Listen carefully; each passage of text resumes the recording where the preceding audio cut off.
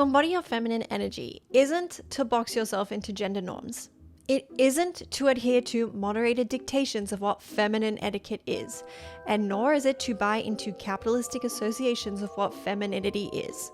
In fact, it's to deprogram yourself from these often masculinized and misogynistic narratives that teach women to suppress themselves and submit to fragile, ego-driven power structures. Buying into these structures has led to a generation of overworked, underpaid, undervalued women who are burnt out and, to be frank, over it. We've done everything by the book, and now we're going to write our own book. We don't achieve balance by walking a straight line. We achieve balance by swinging from left to right, left to right. We've been on this side, and now we need to flip over to this side for a little bit so that we can swing back into balance. Going too far over to this side, which is too masculinized and doesn't take into account the differences between men and women, is leading to burnout, at least for us. So we need to take some time over here where we can regroup, center ourselves. Real feminine energy is raw, it's unfiltered, it's to love, to be loved, to nurture, to be nurtured, to be furious, to be passionate, to be calm, to be peaceful. My name is Kirsty, and welcome to another episode of Good Girls in Remission, where good girls come to seek repentance for the sins they've committed as good girls. In this episode, we're going to be covering steps you can take to activate your feminine energy and become your most magnetic and radiant self. The very first step that you can take to activating your feminine energy and becoming your most radiant self is to decenter men. And no, this isn't a misandrist-led movement in which we are hating all men. It's the opposite, because we're decentering men. They're not the focal point anymore. We're taking them off the pedestal and putting ourselves back on the pedestal. In some cultures, they're doing this to an extreme degree, especially in Korea with the 4B movement, where they're relinquishing all connection with men because they are reduced to an object. They're not seen as human beings with needs and desires, let alone ambitions, dreams, visions. No, they are reduced to their resources, their childbearing abilities, to a point where it's not uncommon to just kill off female babies because the men are prized so much. In cultures like that, where women are belittled to such a degree, movements like the 4B movement are necessary in terms of taking step towards your own empowerment. Sometimes you need to go to that extreme to find balance, which is spending more time in that feminine energy, reclaiming your own power. Now, we don't need to do it to that degree because we're not living in that kind of culture, but it does have some sort of trickle-down effect because the world is very masculinized. Corporate culture doesn't care about women. Corporate culture doesn't care if you have your period that day and you don't feel like coming in. It doesn't care if you haven't gotten in your 10 hours of sleep, you haven't had time to socialize and pour back into you. It doesn't care. Corporate culture doesn't care about paying you equally. It cares about getting the highest returns. Decenter men is to not put ourselves in a situation in which we have to shrink ourselves in order to be loved and approved of and valued and honored, because that's not really being honored. If we have to change ourselves to be honored, we're not really being honored for who we are. We're being honored for putting on a mask to please someone else. Any kind of power structure that belittles people in order to feel power is coming from a place of insecurity and weakness. It's not real power if it relies on other people having to play small. So what I would recommend is taking a step back from those kinds of structures. What happens when we prioritize that male approval is that we turn into that pick-me girl, which is the wounded feminine energy. We don't see ourselves as valuable until we can win the approval of someone else because they're seen as better than us. But it's no surprise to me that a lot of women do fall into that, as I have done myself. Because if you look at what's taught to us as little girls, we have the Prince Charming who's going to rescue us as the damsel in distress. But what are they exactly rescuing us from? Like, maybe we're fine? But then you also have the maninists trying to hijack the feminist movement and make equality all about splitting bills with men, when equality is all about bodily autonomy and achieving equal legal civil rights. It doesn't have anything to do with chivalry and splitting bills. It's got everything to do with basic human rights. So we've got all these narratives and stories telling us who we need to be. And we see a lot of girls turn into pick-me women because they don't honor themselves. Being a former pick-me girl myself, I would get a hit of male validation. I've also been in friendships with girls exactly like this who will absolutely fuck you over for a man because that's the priority for them. There's an emotional hook for them there. They require that validation in order to feel that self-approval. What happens in those friendships with these pick-me women is that when they're finally picked, the female friendships they were using as a placeholder get overthrown. They don't care about you anymore. And they fully absorb themselves into this relationship with the man. And the funny thing is, these are the girls that end up settling, and they have the most ego when it comes to being in a relationship. They'll look down on the single women, but it's actually the women who are the most sure of themselves and who are maybe single for a little bit longer than they'd like. They're the ones that end up in the relationships where they are loved, spoiled, and valued for who they are, because they didn't settle. And that's one of the biggest downsides of being a pick-me girl, is that you get picked and you're not even valued for it. You do everything by their book and you're not honored, you're not respected. And this kind of leads me into my next point, which is what kind of qualities can we embody in the feminine energy that'll help enhance our lives? We have the light feminine energy, which is that creative, loving, nurturing, compassionate, flirty, charming side of us. Then we have the dark feminine energy. That's that more seductive, protective, I have standards, I have boundaries side of us. And that keeps you safe as well. So you need both. You've got to look at which kind of aspects of the light and the dark that you may be lacking in and start to improve in those areas. The girls in my course, Mastering Your Feminine Energy, know exactly what I'm talking about here, because we talk about that in major depth over there. Ways that you can embody the light feminine energy is by honing in on your creativity. Creativity is going to be your source to the universe, to the power of God, to the power of your feminine. Because think about it, if we spend a lot of time in these masculinized structures that burn us out and dysregulate our nervous system, being creative is a great way of reclaiming that power, because it puts us in a creative zone. And our creativity acts like a direct channel to the creation of the universe. God isn't sitting upstairs looking down on you going like, damn, she's in a job that she doesn't like. It's beyond me.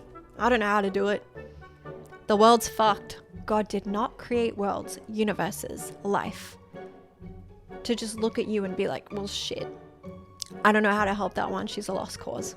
There is always a solution there for you. You can have your vision and have it come true, and getting in touch with that creative nature, the creative side of you, can help you access the knowledge, the solutions to your problems. And that doesn't mean you have to separate yourself from all male company, because it's not gendered. It's about the traits. You can do it by embodying creative practices like painting, pottery, dancing, singing, acting, reading, writing, or going for walks, walking barefoot on the beach or on the grass, taking some time out for contemplation. These are all creative activities that can help you connect to your own source. Now, if you're in a place where you don't have the option right now to leave a job, or maybe it is masculinized but it's still where you want to be, you can combat that simply by honoring the creative aspects of you. And this can be done alone or in a community. It's totally up to you which one works for you. I started taking steps towards my own feminine energy, and this isn't necessarily something that I'm recommending, but actually by competing with men, because I wanted to eliminate the element of intimidation. I realized once I was in these masculine spaces that it actually wasn't hard. I was no longer intimidated by them anymore. And I also realized that men who use intimidation as a weapon often come from a place of weakness. Because then when I was in those spaces, I was actually seeing more women as well becoming more masculine and also doing a really good job of it. They were still burnt out. They still weren't happy. They weren't in the relationships they wanted, but they were doing a good job of tapping into those more masculine aspects of themselves. So then once I got to that place, I took a step away. I was like, okay, cool. I now know that I'm okay, that I can do a good job as a man. I don't want to do that anymore. So then I stepped out and found my feminine energy. I removed myself physically from so many spaces that required that aspect of me and dropped back into myself. I stopped dressing for male validation. I stopped chasing men altogether. I did a lot of deep inner work in which I totally dismantled my people-pleasing tendencies, my anxious attachment style. I gained a lot of clarity and awareness about what kind of programs that were running me. I also realized that I lacked boundaries. I was too afraid to use my voice because I didn't want to be rejected. So I'd compromise myself to actually keep the company of men who were not beneficial to me in any way, shape, or form. And I got that confidence to say, you know what, if I use my voice to speak up against disrespect and it turns into a conflict or an argument, they're not worth having in my life. And that is when my truest feminine essence came back to me. And that's why I say feminine energy is more about removing things rather than adding things, because you already are your feminine. You already are it. You've just got limiting beliefs and conditions. Take some time to do your shadow work as well. This is part of your wounded feminine energy. Wounded feminine isn't the dark feminine energy. It is different because they're the shadow aspects of you. They're the unhealed traumas. They're the childhood wounds. They're the limiting beliefs and the stories. The girls in my course have gotten really good at this. In there, we look at people pleasing, anxious attachment styles, the light and the dark feminine. And we also look at how you can embody the energy of being the jackpot, not just the prize, but the actual jackpot. And in that community, we are becoming our most magnetic self because we're finally letting go of the exact programs that teach you that that's how you gain male validation, but it actually doesn't. The depth that we go into in those masterclasses are insane. I would say enter at your own risk because you're not going to come out as the same person. Now, jumping off that, we have the next point, which is to heal your relationship with receiving energy. We've got a lot of guilt and shame as women around receiving because we're built to exhaust ourselves. We're built to be a resource. We've become a means for productivity rather than receptivity. Productivity is not what we're built for. That's what men do. Let them build. We have a vision and then we channel our creative resources in which the world matches it. A lot of the ways in which we create is actually effortless. Trying to force yourself into a box which isn't meant for you is going to feel like a lot more effort than actually living out your truth, than actually doing what you're meant to do here on this planet. And for every woman, that's going to look different. For example, like the trad wife movement can work for some, but it's not going to work for all. Some women want to be anthropologists. They want to be actresses, business owners, writers, authors. And we need these things from you. So if we have too many women trying to box themselves into that narrative, we'll lose out on a lot of gifts. And I know that I want to read your book. I know I want to buy from your business. I know I want to hear your next album. I want to hear your stand-up comedy routine. I want to watch your play. I want to watch you on the big screen. Your expression of feminine energy is authentic and unique to you. And then for our very last point, touching on inner work, is to heal your relationship with the masculine. That can look like redefining what masculine energy looks like to you, healing from toxic abuse or an absent father. And this is such an important step because it could actually be the one thing that prevents you from having healthy connections in the future and from fully stepping into your feminine energy. Because as I said, we do really need a balance of the two. We're not just decentering men, but we're decentering male validation from men. This takes inner work and this takes time, especially if those wounds run deep. If you grew up with emotional unavailability and that's what was modeled to you as masculine behavior, if you accepted that as the truth, because not all women do. Some women will grow up and say, God, I'm never having that experience again. Some women accept that as the truth and then they play it out in their romantic relationships, but it's a subconscious thing because they don't know what else is available to them. They have no idea what a healthy masculine relationship looks like. They don't know anything about emotional availability. All they know is open their heart, and then when they start pulling away, play the detachment games to get them interested again. Then they come back in and then they're fine. Oh, they're slipping away again, play the detachment game again, and then they'll come back around and then they're fine. That's just the way it is. As statistics show, a lot of women experience sexual abuse at some point in time in their life. And I know every woman on this planet has been sexualized at one point in time. Even when I was in my pick-me era, it still felt icky to be sexualized by a man. I was chasing the validation of the guys who replicated my relationship with the masculine. There was a time when I used to look back on the type of men that I found attractive and feel physically sick.